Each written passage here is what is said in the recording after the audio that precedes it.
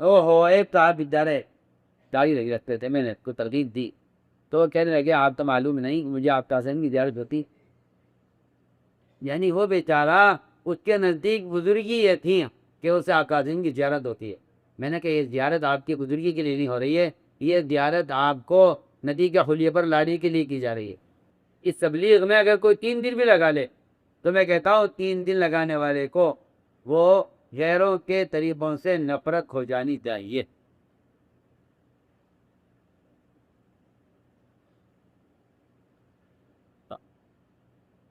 میں دیکھے میں ایک ایسی قوم تیار کرنے جاتا ہوں، میں اس کام کے ذریعے عالمی سطح پر ایک ایسی قوم تیار کرنا چاہتا ہوں جس کو دیکھنے سے لوگ اسلام کو سمجھے گئے اتنا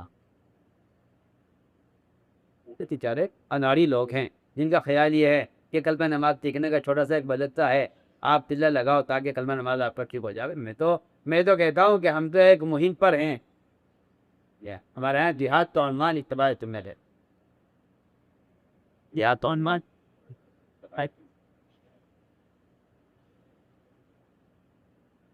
یہ بات واضح ہے کہ جو آدمی اتباع سنت پر نہیں ہے وہ نبی سے محبت کرنے میں جھوٹا ہے، چاہے جان دے دے، چاہے جان دے دے،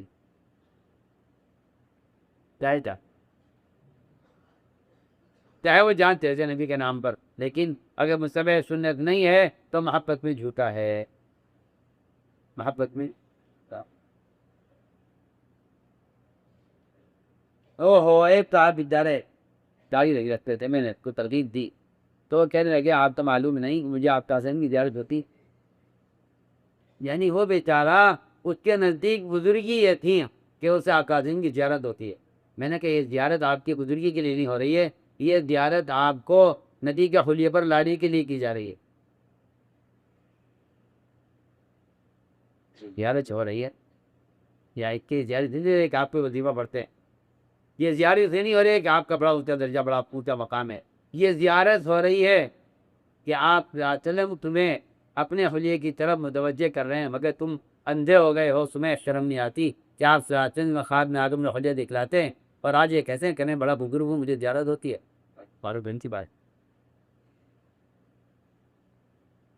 جی ہاں، آپ دھوکے میں ہیں، جی ہاں، آپ کو اور دھوکہ لگا کہ آپ زیارت سے آپ بزرگ بن گئے، حالانکہ یہ کرامت نہیں ہے کہ آپ کو زیارت ہوتی ہے، بلکہ یہ آپ کو تنبیہ کی جا رہی ہے کہ آپ نے خلیہ درست کیجیے، جی ہاں، یعنی وہ بیچارہ اس کے نزدیک بزرگی یہ تھی کہ اسے آقا حسین کی زیارت ہوتی ہے۔ میں نے کہا یہ زیارت آپ کی بزرگی کے لیے نہیں ہو رہی ہے، یہ زیارت آپ کو ندی کے خلیے پر لانے کے لیے کی جا رہی ہے۔ زیارت جو ہو رہی ہے یا اس کی زیارت ایک آپ پہ وظیفہ پڑھتے ہیں، یہ زیارت سے نہیں ہو رہی ہے کہ آپ کا بڑا اونچا درجہ بڑا اونچا مقام ہے، یہ زیارت ہو رہی ہے کہ آپ صلی اللہ علیہ وسلم تمہیں اپنے خلیے کی طرف متوجہ کر رہے ہیں، مگر تم اندھے ہو گئے ہو، تمہیں شرم نہیں آتی کہ آپ صلی اللہ علیہ وسلم خواب میں آدم نے خلیہ دکھلاتے ہیں اور آج یہ کیسے ہیں کہ میں بڑا بزرگ ہوں مجھے زیارت ہوتی ہے۔ فاروق بن کی بات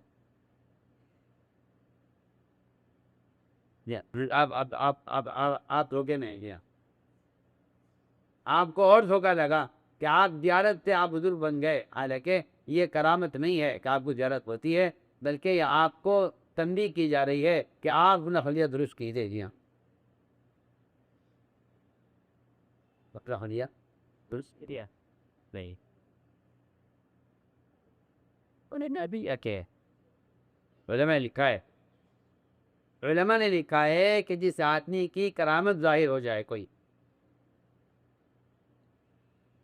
اور وہ متبع سنت نہ ہو، متبع سنت نہ ہو، کرامت ظاہر ہو جائے، علماء نے لکھا ہے کہ وہ جادوگر ہے، کیونکہ کرامت اولیاء کی جادوگروں کی دونوں کی کرامتیں ایک ہی ہوتی ہیں، چونی کرامت سے ایک یا کرامت کہتے ہیں خرق عادت کو، ظاہر کے خلاف کچھ ہونا، ظاہر کے خلاف کسی کے ہاتھ سے کچھ ہو جانا، اس کو کرامت کہتے ہیں، اور اس میں جادوگر اور ولی دونوں برابر ہیں اگر متبع سنت نہیں ہے، اگر ولی متبع سنت نہیں ہے اور اس سے کرامت ظاہر ہو رہی ہے تو اس کو ولی نہیں کہا جائے گا، اس کو جادوگر کہا جائے گا۔ اگر کوئی ایسا ولی ہو جس سے پوری زندگی کوئی کرامت ظاہر نہ ہوتی ہو مگر متبع سنت ہے، فرمایا گا ولی کامل ہے. کیا ہے؟ کامل ولی. کیونکہ ولایت کی علامت کرامت کا ظاہر ہونا نہیں. ولایت کی علامت کرامت کا ظاہر ہونا نہیں ہے. ولی ہونے کی علامت متبع سنت ہونا ہے، اگر یہ پوری زندگی کوئی کرامت ظاہر نہ ہو. اگر متبع سنت ہے تو ولی ہے، اور اگر کرامت ظاہر ہوتی ہے متبع سنت نہیں ہے تو جادوگر ہے. جی کون ہے؟ میرے سب چیزوں پیچھے ہم نے آپ کے یہ قرآن نے نبی سے محبت کی دو علامتیں بیان کی. قرآن سے محبت کی دو علامتیں، ایک علامت تو بیان کی ہے. پہلی علامت تو بیان کی ہے کہ جتنے اس کے رشتہ دار اور قرابت دار اور دوست اور احباب اور اس کا وطن، ان سب کی ایک چاہت ہو. ایک وقت میں میری بات توجہ سننی پڑے گی. ان سب کی ایک چاہت ہو، لیکن ان سب کی ایک چاہت کے خلاف یہ نبی کی چاہت کو برا کرے. اس کے بغیر یہ مومن نہیں ہو سکتا. اس کے بغیر مومن نہیں. اللہ نے کہا اس سے گنوازی ہے. میں آبا بم افنا بم عفان بم ازواج بم عشرتکم، یہ سارے تو کونی رشتے ہیں. آگے ماں کے رشتے گنوائے ہیں، تجارت ہے، زراعت ہے، وطنیت ہے، یہ سب اس کے ماں کے رشتے ہیں.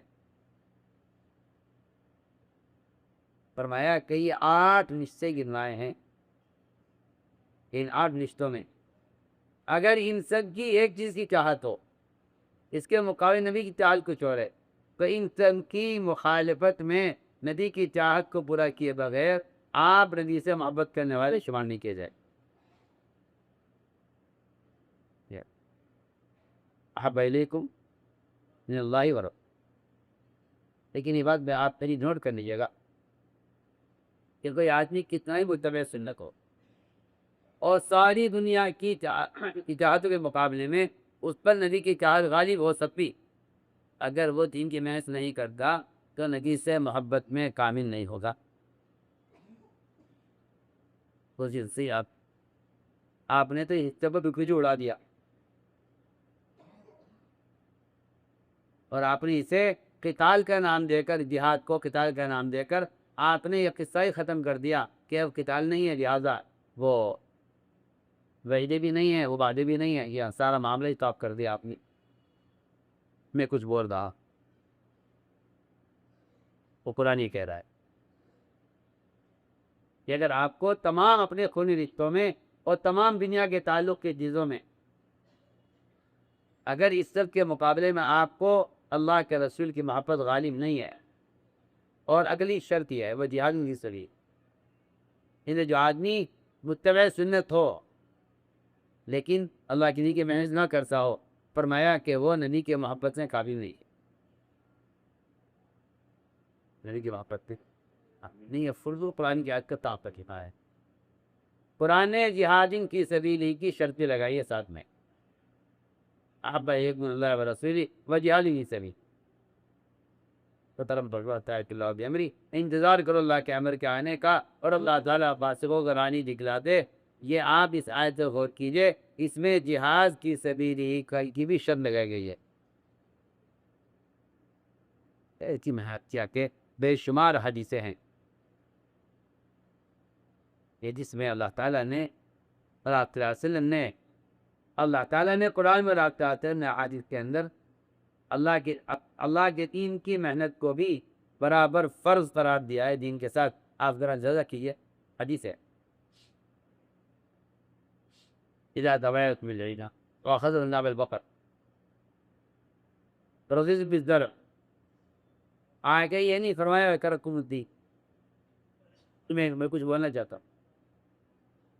ایک آدمی اگر تجارت کرتا ہے دین کے ساتھ، تجارت کرتا ہے دین کے ساتھ، نماز کے ساتھ، روزہ رکھنے کے ساتھ، زکوٰۃ دینے کے ساتھ، حلال کمانے کے ساتھ. بہت توجہ سے بات، دین کو نہیں چھوڑتا ہے، دین کو تھامے ہوئے ہے پابندی کے ساتھ. نماز کا، روزے کا، زکوٰۃ کا، حج کا، سب کہیں کا پابند ہے.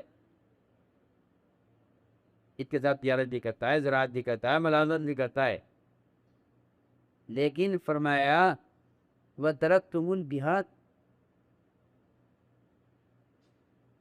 ترکتم الدین تو نہیں کہا نا حدیث میں، کہ تم پر جو ذلت آئے گی وہ صرف دین چھوڑنے سے نہیں آئے گی. تم پر جو ذلت آئے گی وہ صرف دین چھوڑنے سے نہیں آئے گی، بلکہ اگر تم دیندار ہو مگر دین کی محنت نہیں کرتے تب بھی تم پر ذلت مسلط کی جائے گی. آپ پڑھیے حدیث صاف لائے گی، کیونکہ حدیث نے نہیں فرمایا وَتَرَكْتُمُ الدین، میں وَتَرَكْتُمُ الجہاد، وَتَرَكْتُمُ الجہاد، وَتَرَكْتُمُ الدین نہیں فرمایا. اور یہ ذلت تم پر مسلط رہے گی، ہٹے گی نہیں تم سے جب تک تم اپنے دین کی طرف واپس نہ جاؤ. حالانکہ دین چھوڑنے کی تو باقی نہیں ہے حدیث کے اندر. جب حدیث میں نہیں فرمایا کہ دین چھوڑنے کی بات حدیث میں نہیں ہے، وَتَرَكْتُمُ الدین نہیں فرمایا، تو پھر آگے کیوں فرما رہے حتیٰ ترجعوا الی دینکم؟ بھائی حتیٰ ترجعوا الی دینکم جب فرماتے، جب دیوار کے اندر ہوتا وَتَرَكْتُمُ الدین کیوں والی امجد؟ تو میری بات سمجھ رہے ہیں؟ نہیں سمجھ رہے. حدیث کے شروع میں تو ہے نہیں وَتَرَكْتُمُ الدین، اور آگے فرما رہے حتیٰ ترجعوا الی دینکم. ہمیں تو علماء سے کہتے یہ سمجھیں گے اس بات. میں حیران ہوں آپ کے رائے کے بعد دین ہونا چاہیے، دین کی محنت. تو دین کی محنت دین کے لیے ہے. جی ہاں، اگر محنت کے بغیر ہی آپ دیندار ہیں تو کافی ہے. میں تو آپ سے بھیجے تو حیرت ہے اس بات کا. کیا جب حدیث میں ترکتم الدین نہیں کہا تو حتیٰ ترجعوا الی دینکم کا کیا مطلب؟ اگر یہ ہوتا روایت کے اندر کہ تم اگر دین چھوڑ جائے تو تجھے مسلط کی جائے گی، اور اگر تم واپس آ گئے اپنے دین کی طرف تو تمہیں جیل میں ڈالی جائے گی. روایت میں تو یہ نہیں ہے. روایت ہے وَتَرَكْتُمُ الجہاد. اگر تم نے دینداری کے ساتھ جی کہ میں نے چھوڑ دی تو اللہ تم پر ذلت مسلط کرے گے، اور وہ ذلت تم سے ہٹائی نہیں جائے گی جب تک تم جہاد کی طرف واپس نہ آ جائے. حتیٰ ترجعوا الی دینکم، یہاں اس روایت کے اندر پہلے جہاد کہا ہے، آخر میں اسی جہاد کو دین کہا ہے. جہاد کو وَتَرَكْتُمُ الجہاد حتیٰ ترجعوا الی دینکم. تو جہاد کو دین کہہ رہے ہیں، جہاد کو دین کہہ رہے ہیں. ٹھیک ہے میرے دو یاد کرو کہ ہم سمجھ گئے ہیں. ایک تو ہمیں اپنے آپ کو سنتوں کا پابند بنانا ہے، کیونکہ اتباع سنت اور سنت محبت یہی ایمان کے اصل علامہ. کہ آدمی گناہ کر کے اگر غمگین ہے تو فرمایا کہ ایمان کیا علاقہ آیا. یہ ایمان جزا سرت کہا کا ندو کا وقت، یہ کوئی معمولی حدیث نہیں ہے. اس حدیث نے ایمان اور نفاق میں فرق کیا ہے. اگر آپ قرآن پڑھیں تو آپ کو پتہ چلے گا. قرآن کی دو آیتیں ہیں،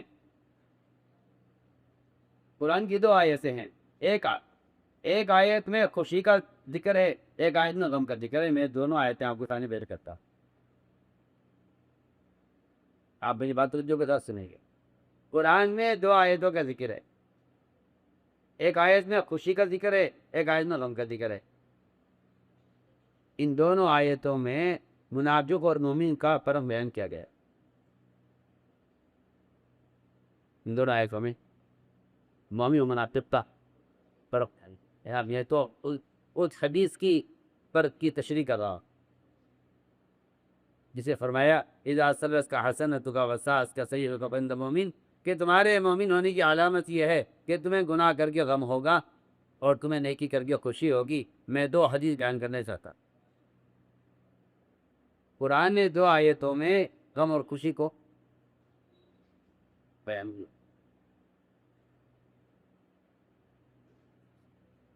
قرآن نے 2 آیتوں میں غم اور خوشی کو بیان کیا ہے، اور دونوں آیتوں میں تولوا و یتولوا، دونوں آیتوں کے اندر جو ایک سے ہی ماتے کے الفاظ ہیں۔ میری بات بہت توجہ سے میں علماء سے عرض کر رہا ہوں،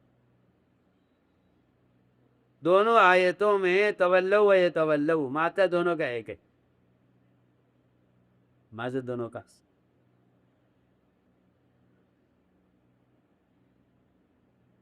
علماء سے کیا ہے؟ قرآن نے بیان کیا ہے،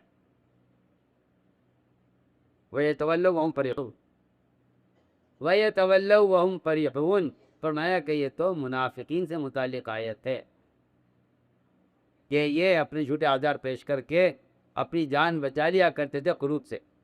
یہ نماز سے نہیں، نماز سے نہیں، روزے سے نہیں، فرائض سے انکار نہیں ہے، نماز پڑھیں گے، روزہ رکھیں گے۔ یا کفار بھی کہتے تھے مسلمانوں میں زکوٰۃ بہت اچھا کام ہے، بہت اچھا عمل ہے۔ کفار کہتے اے محمد تمہارے دین میں زکوٰۃ بڑا اچھا فریضہ ہے۔ یا سنو بھی کھول رہا ہوں، منافقین کو اس کی خوشی نہیں ہوتی تھی کہ وہ نماز میں جان بچ گئی ہے، وہ تو تہجد بھی پڑھ لیا کرتے تھے، اور 5 نمازوں میں جماعت مسلمانوں کے ساتھ نماز میں شریک ہوتے تھے منافقین۔ سنیے تو تین کیا بول رہا،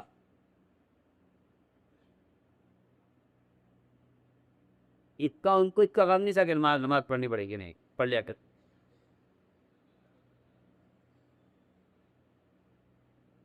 انہیں غم اس کا تھا کہ کہیں اللہ کے راستے میں نکلنے کا حکم نہ دے دیا جائے، تو اگر ان کے آزار قبول ہو جاتے، جھوٹے آزار، وَيَتَوَلَّوْا وَهُمْ فَرِحُونَ، تو وہ خوش ہوتے ہوئے واپس جاتے تھے، خوش ہوتے تھے۔ میں آج کرنا چاہتا ہوں کہ آج بھی بات یہی ہے کہ اگر اللہ کے راستے کے قروض سے جان بچ جائے اور اس پر آدمی کو ذرہ برابر دل میں خوشی محسوس ہو، تو یہ اس بات کی علامت ہے کہ یہ نفاق کی صفت ہے، اخلاقی ہے، ایمانی صفت سے ایسا اثردار نہ تو بے دخل بات کرتا۔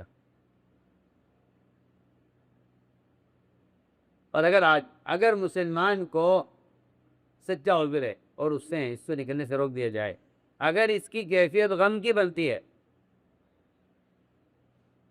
بعض صحابہ اللہ اکبر کہ ان کو پوری رات اس غم میں نیند نہیں آئی کہ ان کے اللہ کے راستے میں جانے والوں سے نام کاٹ دیا گیا، پوری رات نہیں ہے۔ اگلے سال جب جانے والوں کا نام لکھا گیا تو پوری رات خوشی میں نیند نہیں آئی، پوری رات۔ میں آپ سے بہت ہی قرآن کی 2 آیتوں میں نے آپ کو مومن اور منافق کی کیفیت کو بیان کر دیا ہے، کسی نماز کے چھوڑنے یا پڑھنے پر نہیں، زکوٰۃ دینے یا نہ دینے پر نہیں، روزہ رکھنے یا نہ رکھنے پر نہیں، اللہ کے راستے میں نکلنے یا نہ نکلنے کے بارے میں قرآن نے 2 آیتوں کے اندر منافق مومن کا فرق بیان کیا ہے۔ فرمایا کہ یہ تو خوش ہوں گے منافقین کہ ان کی جان بچ گئی اللہ کے راستے میں نکلنے سے، اور ایمان والے، یہ ہمارے بھی قرآن کے اندر جو لفظ ہے وَيَتَوَلَّوْا منافقین کے لیے ہے، وَتَوَلَّوْا یہ مومنین کے لیے ہے، وَتَوَلَّوْا وَأَعْيُنُهُمْ تَفِيضُ مِنَ الدَّمْعِ حَزَنًا أَلَّا يَجِدُوا مَا يُنفِقُونَ، کہ جو بیچارے فقراء صحابہ ہیں جن کے پاس نکلنے کا انتظام اور سواری نہیں ہے، وہ بیچارے روتے ہوئے جا رہے ہیں کہ کاش ہمارے پاس اگر نکلنے کا انتظام ہوتا تو ہم نکلتے۔ تو میں نے یہ ساری بات ایک حدیث پر رکھ کے، کہ حدیث ہے اذا قلت کا حسنتک وساءت سیئتک فانت مؤمن، طبیعت یہ نہیں خوش کرے اور گناہ منفی کرے، جان دے کہ تو مومن ہے۔ اسی بات یہ ہے کہ یہ ساری صفات ایمان کے کمال سے متعلق ہیں، اور اس میں کوئی شک نہیں ہے کہ ایمان کا کمال وہ تو دعوت پر موقوف ہے۔ یہ بے سب سے ایک سے جدا پا ایمان کا کمال دعوت ہے، ایمان کا کمال دعوت پر موقوف ہے۔ اس لیے ایمان کے وجود کی علامت سے دعوت دینا ہے اور ایمان کے بڑھنے کا سبب بھی دعوت دینا ہے، دونوں باتیں حدیث میں واضح ہیں، بالکل دونوں باتیں بالکل واضح۔ ایمان کے وجود کی علامت کی دعوت دینا ہے، آتی دعوت کا تقاضا ایمان سے پیدا ہوتا ہے، جس طرح نماز کا تقاضا ایمان سے پیدا ہو۔ عبادت کا تقاضا کون کرے گا؟ یہ داعی ہے. نماز کا تقاضا، عبادت کا تقاضا ایمان کرے گا. ایسے ہی دعوت کا تقاضا بھی ایمان سے پیدا ہوتا ہے. 3 درجے محنت کے ہیں، 3 درجے محنت کے ہیں، ہاتھ سے، زبان سے، دل سے. احد علی کا پڑھے ہو، یہی 3 درجے ایمان کے حدیث ہے. یہ 3 درجے ایمان، ہاتھ سے، زبان سے، دل سے منکر کو بدلنا، یہ 3 درجے ایمان کے ہیں. اس کے بعد ایمان کا کوئی درجہ نہیں، اور اس کے بعد جہاد کا بھی کوئی درجہ نہیں. دونوں باسی محنت سے ایمان کے وجود کا یہ علامت بھی دعوت دینا ہے، اور ایمان کے پڑھنے کا سبب بھی دعوت. اتنے میرے دوست عزیزو، اس بات کا دل عظیم کرو کہ ہمیں سالانہ 4 مہینے دو ایمان کی تقوی کے لیے فارغ کرنے ہیں. اس لیے کہ اصولی بات ہے کہ اب بالمعروف و نہی عن منکر کے فریضے کو ادا کرنے کے لیے اگر آپ پوری طرح اپنی دنیا سے فارغ نہیں ہو رہے فریضوں کو ادا کرنے کے لیے، تو یہ بات بالکل حق ہے کہ اس فریضوں کا ادا کیے بغیر ایمان کامل نہیں ہوگا. یہ پکی چکی یہ عزم کرو، ارادے کرو، اپنا آپ کو نقطہ پیش کرو. بھی نیچے سے مہینے سے بتائیں سال کے لیے ماشاءاللہ دوسرے سال کی جماعت مولانا حشیم صاحب، مولانا رفیق صاحب تیسرے سال کے لیے ماشاءاللہ، مولانا عثمان صاحب دوسرے سال کے لیے، 6 مہینے کے لیے عبدالعلیم صاحب، مفتی نجیب صاحب ماشاءاللہ تیسرے سال کے لیے. اور فرمائیں